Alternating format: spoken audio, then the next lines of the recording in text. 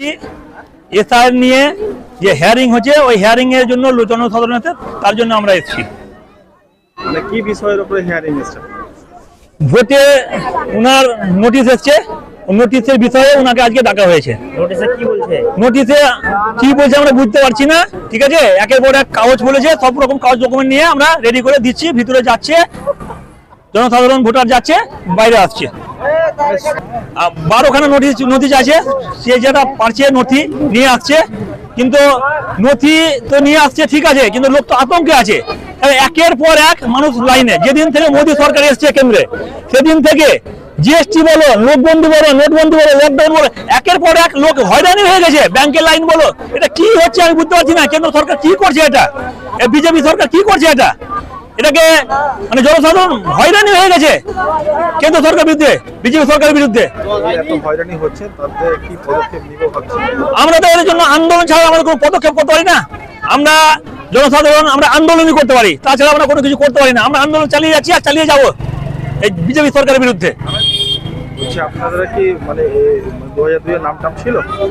2002 আমার নিজের নাম ছিল। কারো না কারো নাম ছিল? হ্যাঁ, কারো না কারো নাম ছিল। তারপরে হিয়ারিং আসতে হয়েছে।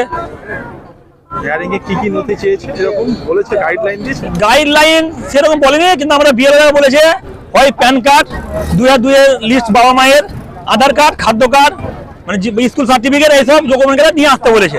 যেটা বলছি না, প্রথমে একটা হিয়ারিং হয়ে গেল, 7 জন এলো হয়ে গেল, তারপরে তো বন্ধ হয়ে যাওয়া উচিত। আজকে বিএলওকে জিজ্ঞাসা করলেন আমার কি নাম আছে, না আপনি বেঁচে গেছে, আপনার নাম নেই। কালকে আবার ফোন করে বলছে আপনার নাম চলে এসছে। প্রত্যেকদিন হয় না, প্রত্যেকদিন চেঞ্জ হচ্ছে, প্রত্যেকদিন নাম আসছে। কেন নাম আসবে? লোকে হয়রানি। একটা কিভাবে কাজ করছেন কি আপনি? একদিনের সমস্যা একদিনে মিটবে না, প্রত্যেকদিন একের পর এক নাম চেঞ্জ হচ্ছে। কি আমি বুঝতে পারছি না। এর কোনো রাজনৈতিক পুরো রাজনৈতিক চক্রান্ত, বিজেপি সরকারের এটা পুরো চক্রান্ত। ভুল হচ্ছে করছে ওরা, হ্যাঁ, সাধারণ মানুষকে প্রচুর হয়রানি।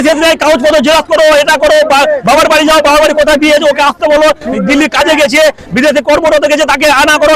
হয়রানির শেষ নাই। এই হয়রানির বিরুদ্ধে আমরা আন্দোলন করবো, বিজেপি সরকারের বিরুদ্ধে।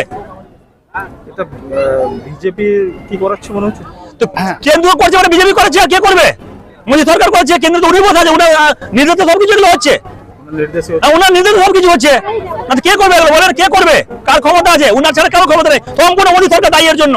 এই জনসাধারণ যে মৃত্যু হচ্ছে, মারা যাচ্ছে, লোক হয়নি। আমার গরিব এলাকা কাজে গিয়েছে, তাকে কাজ থেকে আসতে বলছে। আতঙ্ক আছে, ভালো আতঙ্ক আছে। আমরা সহযোগিতা করছি, কি তোমরা কিছু করিও না, আমরা আছি, তোমাদের পাশে দাঁড়িয়ে আছি, থাকবো, কিন্তু আতঙ্ক আছে ভাই, প্রচুর আতঙ্ক আছে। মোটামুটি প্রায় এখন যা দেখতে পাচ্ছি প্রায় 1000-এর কাছাকাছি হয়ে গেল আজ অব্দি। 3.5 ভোটার মধ্যে 1000 অব্দি চলে এলো।